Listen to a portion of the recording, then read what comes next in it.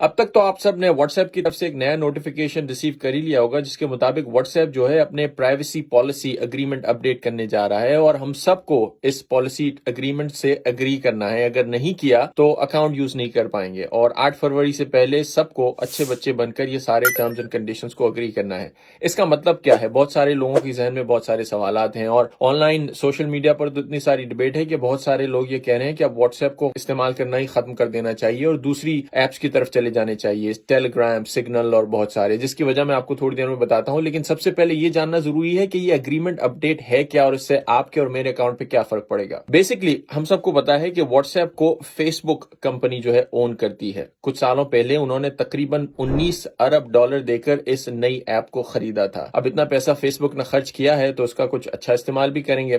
اس نئی اپڈیٹ کے مطابق جتنے بھی واٹس ایپ کے یوزرز ہیں ان کا کچھ ڈیٹا جو ہے، جو اس سے پہلے فیس بک کے ساتھ نہیں شیئر کیا جاتا تھا، اب شیئر کیا جائے گا۔ اور یہ کون سا ڈیٹا شیئر کیا جائے گا؟ مثلا آپ کا فون نمبر کیا ہے، آپ کون سا موبائل نیٹ ورک یوز کرتے ہیں، کس قسم کا فون یوز کرتے ہیں، کون سی لوکیشن سے یوز کرتے ہیں، کون سی سگنل اسٹرینتھ ہے، ٹائم زون کیا ہے، آپ کا IP ایڈریس کیا ہے، آپ کس قسم کی پروبیبلی زبان کو استعمال کرتے ہیں، وغیرہ وغیرہ۔ بظاہر یہ چھوٹی موٹی انفارمیشن الگ الگ جگہ پہ رکھیں تو کوئی اتنی بڑی چیز نہیں لگتی، لیکن اس ساری انفارمیشن کو اکٹھا کر کے ایک جگہ رکھ دیا جائے اور اربوں یوزرز کی جو کہ واٹس ایپ کے ہیں، اس کو سب کو اکٹھا یوز کر لیا جائے تو یہ بہت ہی یوزفل بزنس انفارمیشن ہے۔ اس انفارمیشن کو استعمال کر کے کوئی بھی کمپنی، اور اس کیس میں فیس بک جو ہے، وہ اس انفارمیشن کو بزنس پرپس کے لیے یوز کر سکتی ہے۔ مثلا یہ کہ جتنے بھی لوگ فیس بک پہ بزنسز جتنے بھی ہیں جو ایڈز چلاتے ہیں، پیڈ ایڈ چلاتے ہیں اپنی پروڈکٹس بیچنے کے لیے، وہ اسی انفارمیشن کی بنا پر فیس بک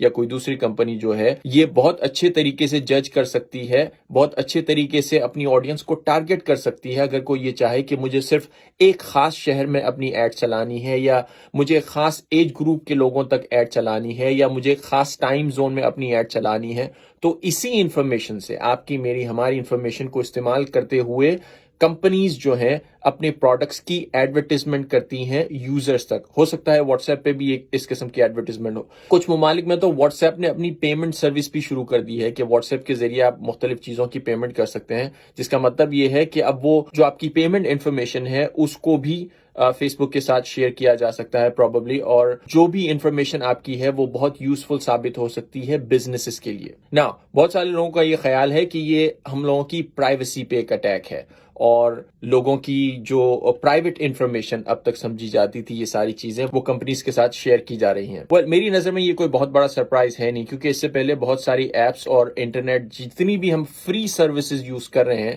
وہ کسی نہ کسی طریقے سے ہماری پرائیویٹ انفارمیشن کو یوز کرتے ہیں اور پھر ان کو مختلف مقاصد کے لیے استعمال کیا جاتا ہے۔ میں حیران ہوں اس بار لوگ واٹس ایپ کی اس اپڈیٹ کے بارے میں کیوں اتنے پریشان ہیں۔ وہ اس کی وجہ یہ ہے کہ جو آلٹرنیٹیوز لوگ ڈھونڈ رہے ہیں کہ دوسری ایپس کی طرف جانا، سگنل کی طرف یا ٹیلی گرام کی طرف، اس میں 2-3 باتیں ذہن میں رکھنا بہت ضروری ہے۔ سب سے پہلی بات تو یہ کہ یہ کیا گارنٹی ہے کہ ان ایپس کی طرف جب آپ جائیں گے اور ان کی مقبولیت واٹس ایپ کی طرح اسی طرح بڑھے گی تو وہ بھی ایسا نہیں کریں گے جو واٹس ایپ اس وقت کر رہا ہے۔ جب وہ بھی ایسا کرنے لگیں گی تو پھر کس ایپ کی طرف جائیں گے آپ لوگ؟ ایک بات۔ دوسری بات یہ، اور سب سے امپورٹنٹ بات جو لوگ بھول جاتے ہیں، کہ انٹرنیٹ کی دنیا میں اور عام دنیا میں بھی کوئی چیز فری میں نہیں ہوتی۔ Nothing is free. اور اگر آپ کوئی سروس فری میں یوز کر رہے ہیں، that means you are the product. اگر آپ کو کوئی سروس فری میں مل رہی ہے، اتنی بڑی بڑی کمپنیز جو بلینز آف ڈالرز کے ریونیو سے، بلینز آف ڈالرز کی قیمت سے جن کو خریدا جاتا ہے، اور بزنس پرپس کے لیے فار پروفٹ کمپنیز ہیں، واٹ میکس یو تھنک کہ آپ کو یہ سروسز فری میں دی جا رہی ہیں؟